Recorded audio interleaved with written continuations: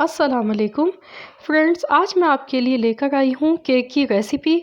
तो अक्सर जो हम केक बनाते हैं तो उसमें जो हम स्पंज तैयार करते हैं वो काफ़ी हार्ड हो जाता है। तो मैं आपको आज ऐसी रेसिपी दूंगी कि आप हैरान रह जाएंगे। और इस स्पंज में हमने ऑयल का यूज़ नहीं किया है और ना ही हमने इसमें बेकिंग पाउडर डाला है। बहुत ही ज़्यादा इजी रेसिपी है। और ये वही सेम रेसिपी है जो हम बाहर से केक लेकर खाते हैं, तो वो इतना ज़्यादा सॉफ्ट होता है बेकरी वाला केक। तो मैं सेम वही रेसिपी बताऊंगी। ये देखें कितना नरम और कितना ज़्यादा ये सॉफ्ट स्पंज हमारा तैयार हुआ है।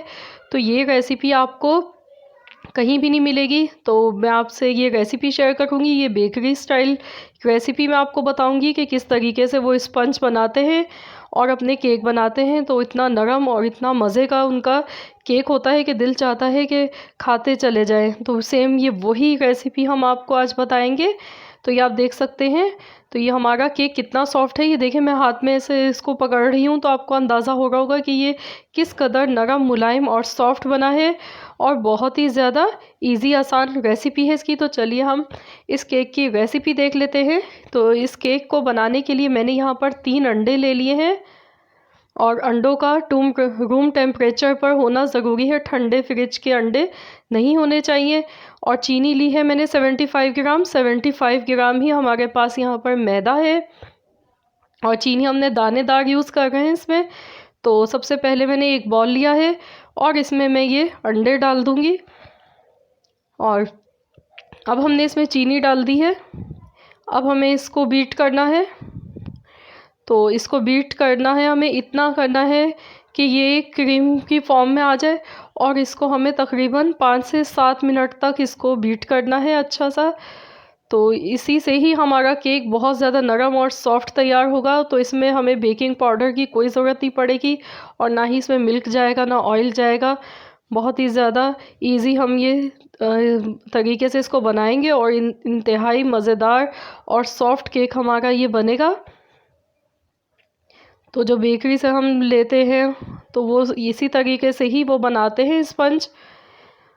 तो इसको हमें 5 से 7 मिनट लगेंगे इसको अच्छी तरह से क्रीमी फॉर्म में लाने के लिए। और इसमें मैं वनीला एसेंस के कुछ कतरे डाल रही हूँ ताकि जो अंडों की महक आती है तो वो ना आए। तो उसके लिए हमने इसमें वनीला एसेंस डाला है। तो इसको मैं अभी मज़ीद बीट करूँगी जब तक ये बिल्कुल फ्लफ़ी नहीं हो जाएगा।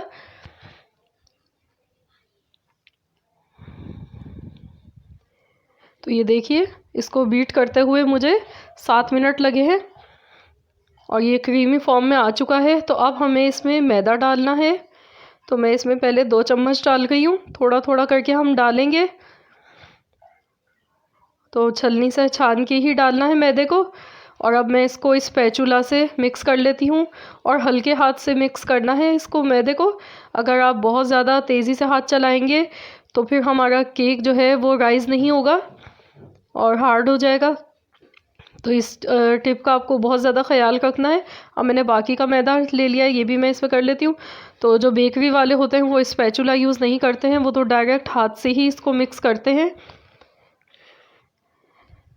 तो मैं इसको स्पैचुला से हल्के हाथ से मैं इसको मिला गई हूँ कट एंड फोल्ड मेथड से। तो आप चाहें तो हाथ से भी इसको मिक्स कर सकते हैं, लेकिन बहुत हल्के हाथ से इसे चलाना है हमें। अगर हमने बहुत ज़्यादा तेज़ हाथ चलाए तो हमारा केक का स्पंज हार्ड हो जाएगा बहुत ज़्यादा। तो अगर आप चाहते हैं नरम और सॉफ्ट केक हमारा तैयार हो तो आपको इस चीज़ का बहुत ज़्यादा ध्यान रखना है। और मैंने जो हमारा मोल्ड है जिसमें हम केक तैयार करेंगे उसको मैंने पहले से ही ऑयल लगाकर और बटर पेपर लगाकर ग्रीस करके मैंने रख लिया था साइड में। तो जब भी आप बेकिंग करें तो आप पहले से ही मोल्ड को तैयार करके रख लें। अब हम इसमें ये बैटर डाल देंगे और मैं पतीले में बना रही हूँ केक को। तो मैंने पतीले को 5 मिनट के लिए गर्म कर लिया है।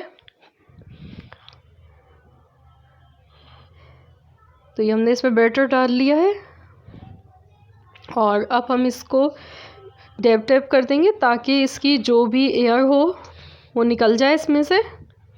तो इसे 3 से 4 बार हम इसको डैब टैप कर देंगे।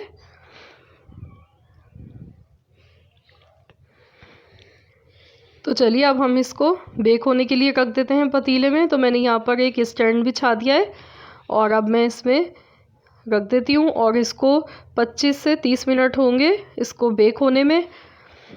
तो हम इसको बाद में चेक कर लेते हैं। तो ये देखिए इसकी ये 30 मिनट में हमारा केक तैयार हुआ है और इसकी निशानी है कि आप स्टिक डाले बगैर भी इसको देख सकते हैं। अगर ये साइडें छोड़ देता है तो समझिए आपका केक बेक हो चुका है। तो केक हमारा ये 30 मिनट में बना है। 30 मिनट लगे हैं इसको बेक होने में और अब मैं इसको मोल्ड से निकाल गई हूँ। तो अब हम इसका बटर पेपर इसका हटा देते हैं। कितना ज़बरदस्त खूबसूरत कलर आया है इसका और इसकी सॉफ्टनेस आप देख सकते हैं कितना ज़्यादा। ये पीछे से भी देखिए कितना स्पंजी है, कितना सॉफ्ट है ये एकदम।